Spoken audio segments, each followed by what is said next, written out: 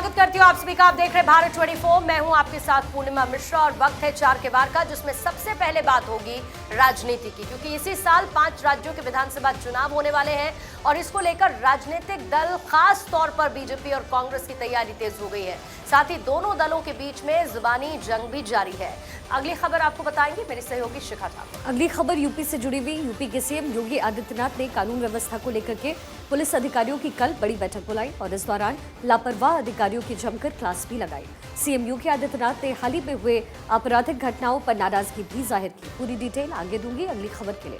पूजा का रुख करें। और देखिए, इस बीच ग्वालियर में कलेक्ट्रेट पर गुर्जर समाज के लोगों ने जमकर हंगामा कर दिया। इस दौरान में पुलिस के साथ में प्रदर्शनकारियों ने मारपीट भी की, जिसके बाद पुलिस को लाठी चार्ज तक करना पड़ा। हालात बेकाबू हो गए थे। सिचुएशन अंडर कंट्रोल करने के लिए कदम उठाना पड़ा।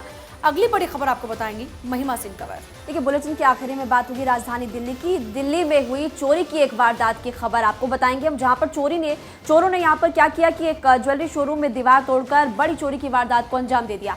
चोरों ने 25 करोड़ से ज्यादा जेवरात लूट लिए। इस पूरी खबर को लेकर मैं आपको दूंगी विस्तार से जानकारी। सबसे पहले सबसे बड़ी खबर आपको बताएंगी पूर्णिमा मिश्रा। और बड़ी खबर यही है कि बीजेपी ने कांग्रेस पर बड़ा हमला बोला है और कांग्रेस घोटालों का पुलिंदा ये बीजेपी ने बताया। साथ ही ये भी कि कांग्रेस ने वादे पूरे नहीं किए हैं। छत्तीसगढ़ को कांग्रेस ने डुबोया है, कांग्रेस ने जनता को धोखा दिया।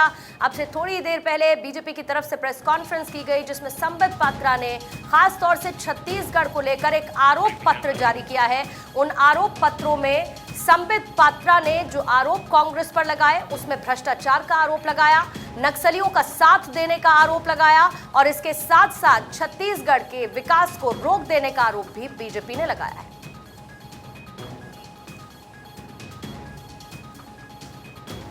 ये जो एंटी कन्वर्शन बिल छत्तीसगढ़ में भारतीय जनता पार्टी की सरकार लाई थी, उसका मुख्य उद्देश्य कोई सौहार्द बिगाड़ना नहीं था। उसका कोई उद्देश्य सौहार्द बिगाड़ने का नहीं था। उसका उद्देश्य था कि हमारे जो जनजाति बंधु हैं, जो ट्राइबल बंधु हैं, किस प्रकार से उनके संस्कृति को, किस प्रकार से उनके विचारों को हम संजो के रख सके, उसे बचा के रख सके। किंतु बड़े दुख के साथ कहना पड़ रहा है कि हर कदम पर कांग्रेस की सरकार ने इस धर्मांतरण विरोधी बिल जो था उसके विरोध में खड़ी हुई और धर्मांतरण को आगे बढ़ावा देने में काम कर रही है। केवल इतना ही नहीं, नक्सलियों के साथ कदम से कदम मिला के भी चलने का काम कांग्रेस की सरकार कर रही है। अगर पूरे हिंदुस्तान में किसी एक विषय को लेकर चर्चा होती थी, कीर्तिमान होता था, तो वो PDS, public distribution scheme, PDS scheme को लेकर होता था कि धान और चावल की जो डिस्ट्रीब्यूशन होती थी वो इस प्रकार से होता था कि उसका उदाहरण पूरे हिंदुस्तान में दिया जाता था। आज मुझे बड़े दुख के साथ कहना पड़ रहा है कि इस पीडीएस स्कीम में एक धब्बा लगाने का काम, सेंध मारने का काम ठगेश सरकार ने छत्तीसगढ़ में किया है और लगभग 600 करोड़ रुपए का घोटाला पीडीएस स्कैम में किया है। ये सारे तथ्य सीएजी के रिपोर्ट में भी है।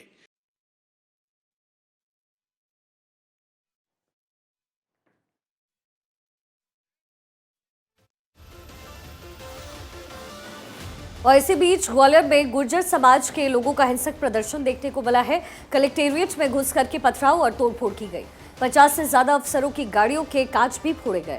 सम्राट मिहिर भोज की मूर्ति से 3 शेड हटाने की मांग को लेकर के दरअसल ये प्रदर्शन किया गया। ग्वालियर में गुर्जर समाज के लोगों का प्रदर्शन, कलेक्टेरिएट में घुस करके पथराव और तोड़फोड़ की। 50 से ज्यादा अफसरों की गाड़ियों के कांच फोड़ दिए गए। ये हिंसक प्रदर्शन ग्वालियर के गुर्जर समाज के लोगों ने किया है।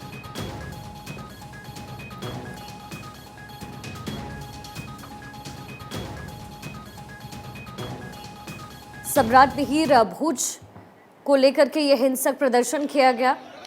ये बड़ी जानकारी इस वक्त मिल रही है। तस्वीरें भी हम आपको दिखा रहे हैं।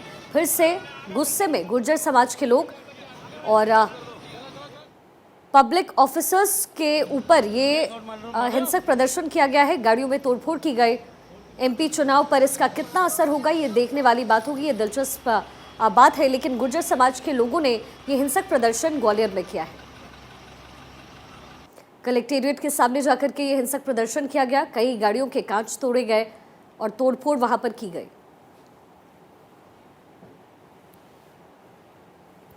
गुर्जर समाज का एक बड़ा वोट बैंक एमपी में देखा जाता है और ऐसे में देखना दिलचस्प होगा कि इस प्रदर्शन का असर वोट बैंक पर कितना होगा, क्योंकि मध्य प्रदेश में आने वाले दिनों में विधानसभा चुनाव और इसको लेकर के तमाम पार्टियां इस वक्त कमर कस रही है, रणनीतियां बनाने में जुटी है। लेकिन इसी बीच गुर्जर समाज का ये हिंसक प्रदर्शन ग्वालियर में देखा गया।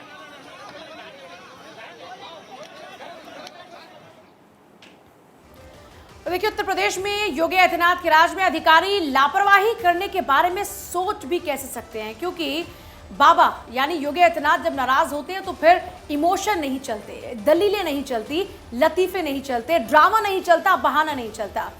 सोमवार को लॉ एंड ऑर्डर की सिचुएशन को लेकर समीक्षा बैठक हुई और पहली बार जिलों के थानेदार तक जुड़े। योगी ने कई जिलों के कप्तान को फटकार लगाई और यहां तक कह दिया कि बर्खास्त करने पर मुझे मजबूर मत करो। रिपोर्ट देखिए। योगी को आया क्रोध, सारे अफसर खामोश। बाबा का अल्टीमेटम, लापरवाही करो बंद। डीएम हो या कप्तान, सब हो जाएं सावधान। मुख्यमंत्री का हंटर, कांपे कोतवाल, सहमे कलेक्टर। लेकिन राह चलती हुई किसी बेटी के साथ अगर किसी ने छेड़छाड़ करके उसकी सुरक्षा में सेंध लगाने का कार्य करे क्या, तो अगले चौराहे पर उस सोहदे का इंतजार यमराज कर रहा होगा।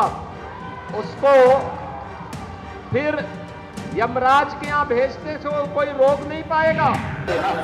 मैं जानता हूँ आप लोग किस प्रकार की भाषा और किस प्रकार की बात सुनते हैं, और उसी प्रकार का डोज भी समय समय पे देता हूँ।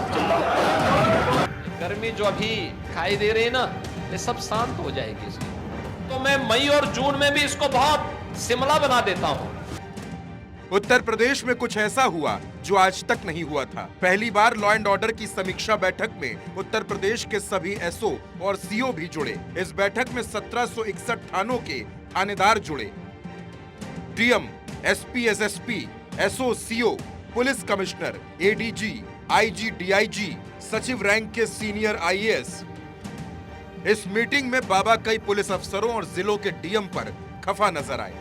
योगी ने एक एक जिले की समीक्षा करके अधिकारियों को लताड़ लगाई और कहा कि कानून व्यवस्था से खिलवाड़ बर्दाश्त नहीं है, इसे आखिरी चेतावनी के तौर पर लेना। योगी ने कई अधिकारियों के अच्छे काम पर उनकी तारीफ की तो कई अधिकारियों को जमकर फटकार लगाई। योगी ने कहा कि मेरे पास हर जिले का फीडबैक है, बर्खास्त करने पर मजबूर मत करो। जिन अधिकारियों पर योगी सबसे ज्यादा नाराज आए उनमें आगरा के police commissioner doctor Pritinder Singh, Prayagraj के पुलिस कमिश्नर रमित शर्मा, सुल्तानपुर के एसपी सोमेन वर्मा, हापुड़ के एसपी अभिषेक वर्मा का नाम शामिल रहा। इसके साथ साथ अंबेडकर नगर में दुपट्टा खींचने की घटना पर भी योगी खफा नजर आए। योगी ने 7 बार इस घटना का जिक्र किया और पूछा कि अपराधियों की आरती उतार रहे थे क्या। इसके अलावा योगी देवरिया, औरैया, महाराजगंज, चंदौली, ललितपुर, कासगंज, बलरामपुर, महोबा के पुलिस कप्तानों से भी नाराज दिखे। योगी ने नाम ले लेकर कई थानों का जिक्र किया। ये मीटिंग करीब 3 घंटे तक चली और इसमें योगी ज्यादातर वक्त नाराज दिखे। दरअसल उत्तर प्रदेश में बीते दिनों कुछ ऐसी घटनाएं सामने आई हैं जिन्होंने पुलिस की कार्यशैली पर सवाल खड़े कर दिए। एक्शन लेने में योगी पीछे नहीं, लेकिन अफसरों की लापरवाही की वजह से सरकार की छवि खराब होती है। सुल्तानपुर में डबल मर्डर की घटना पर अखिलेश यादव ने सरकार पर निशाना साधा। अखिलेश सुल्तानपुर पहुंचे और उन्होंने कहा कि लगता है कि बाबा के बुलडोजर की चाबी खो गई है, क्योंकि घटना में बीजेपी के नेता का नाम सामने आया है। बुलडोजर का स्टीयरिंग बीजेपी के हाथ में है, बीजेपी के हाथ में स्टीयरिंग है, और जब कभी भी बीजेपी के लोग फंसने लगते हैं तो बुलडोजर की चाबी खो जाती है, हो जाता है, चलाने वाले नहीं मिलते। सुल्तानपुर में एक डॉक्टर की पीट कर हत्या कर दी गई और आरोप बीजेपी युवा मोर्चा के जिलाध्यक्ष चंदन नारायण सिंह पर लगा।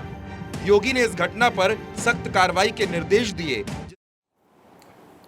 और चलिए दिल्ली से अगली बड़ी खबर आपको बताते हैं, जहां पर चोरी की वारदात को अंजाम दिया गया। ज्वेलरी शोरूम में करोड़ों की चोरी हुई है। आपको तस्वीरें भी दिखाएंगे और फिलहाल पुलिस इस पूरे मामले की तफ्तीश में भी जुटी है। लाखों रुपयों के जेवरात चोर लेकर फरार हो गए। और आपको ये बता दें कि दिल्ली में चोरी की बड़ी वारदात को फिलहाल अंजाम दिया गया है। ज्वेलरी शोरूम में आप देख सकते हैं कि करोड़ों की चोरी यहाँ पर हुई है।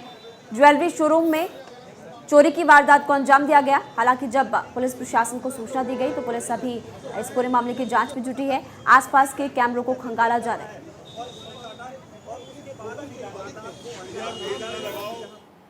पीएम के सलाहकार को सेवा विस्तार। पीएम मोदी के सलाहकार बने रहेंगे अमित खरे। कैबिनेट की नियुक्ति समिति ने मंजूरी दी है। सचिव के रैंक और स्केल में सामान्य नियमों के आधार पर सेवा विस्तार। 30 जून 2021 को रिटायर हुए थे अमित खरे। अक्टूबर 2021 में 2 साल के लिए पीएम के सलाहकार पद पर हुए थे नियुक्त।